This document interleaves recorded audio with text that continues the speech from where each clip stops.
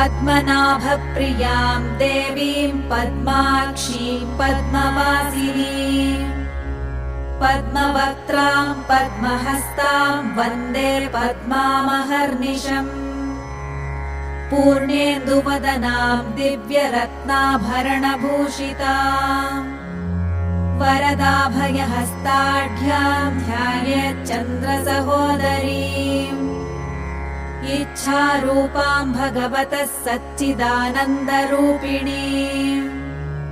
सर्वज्ञां सर्वजननीं विष्णुवक्षस्थलालयाम्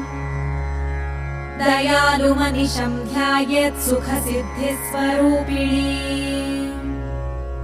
हरिः ओम्